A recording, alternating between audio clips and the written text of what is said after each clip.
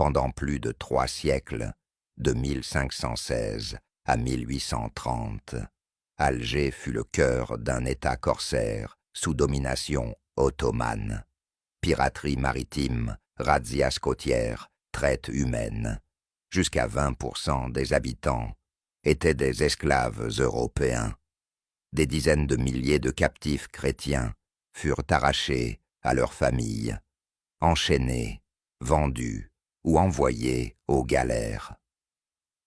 La peur des razzias marquait les villages du sud de l'Europe, des côtes espagnoles jusqu'aux rivages français et italiens. On racontait ces prières du soir, où les familles imploraient de ne pas être enlevées par les corsaires barbaresques. En 1830, la prise d'Alger par la France mit fin à ces 300 ans de razzia et d'esclavage chrétien en Afrique du Nord, libérant les captifs et détruisant les galères. Une page sombre de l'histoire, souvent oubliée, mais gravée dans la mémoire de l'Europe.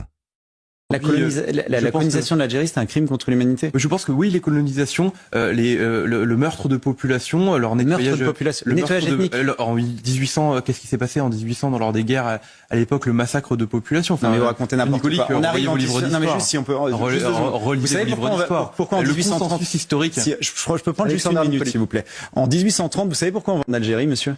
On y va parce que il n'y a plus de commerce possible dans la Méditerranée, et ça monte même jusqu'en Atlantique. Il y avait ce qu'on appelait les barbaresques, qui depuis le 15e siècle captaient des bateaux, agressaient les villageois qui étaient en bord de l'océan ou de la Méditerranée. Il y a eu 1 million d'esclaves kidnappés en Europe de l'Ouest par les barbaresques, et pour un esclave capturé, il y avait 3 victimes. Ça a fait 3 millions de victimes par les barbaresques algériens. On y va pour ça, pour mettre fin aux crimes barbaresques d'esclavagisme.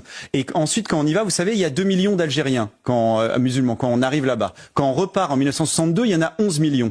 Il n'y a pas beaucoup de crimes contre l'humanité qui voient une population grandement augmentée à ce point-là. On leur a apporté la santé, on leur a apporté des lycées, on leur a apporté des chemins de fer, on leur a apporté des routes. Et quand on part de l'Algérie en 1962, l'Algérie a un PIB supérieur à la Corée du Sud. Regardez leur situation actuelle. Je les invite à se développer et d'arrêter d'être obsédés par une France qui leur a beaucoup plus apporté qu'apporté des problèmes. Et on peut voir le constat de la situation algérienne en 1962. Bah oui, mais je fantasme pas, je vous apporte des chiffres et des éléments historiques, monsieur. Quelle était la situation de l'Algérie en 1830? Il n'y avait pas un seul hôpital, il n'y avait pas un seul dispensaire, il n'y avait pas une seule route carrossable, il n'y avait rien du tout. Donc tout a été construit par les Français. Nous avons laissé, nous, en partant dans l'Empire, 220 hôpitaux, 50 000 kilomètres de routes bitumées, 18 000 kilomètres de voies ferrées, 63 ports, 196 aérodromes, des centaines de barrages, des ponts, des centrales électriques, des milliers d'écoles, de dispensaires. Je ne pense pas que le dé turc d'Alger aurait été capable de construire tout cela. Elles auraient été faites avec l'avancée et technologique et industrielle automatiquement et ça se fait naturellement. Et vous seriez arrivés les premiers sur la Lune, monsieur, bravo, monsieur, c'est certain. Non. Vous n'êtes pas dans l'histoire, vous êtes dans la mémoire. Et vous êtes dans la fausse histoire. Le métal qui a été utilisé, par exemple, pour la Tour Eiffel, il provient d'où? Alors là, monsieur, l'affaire a été parfaitement bien étudiée. 97% vient du minerai lorrain.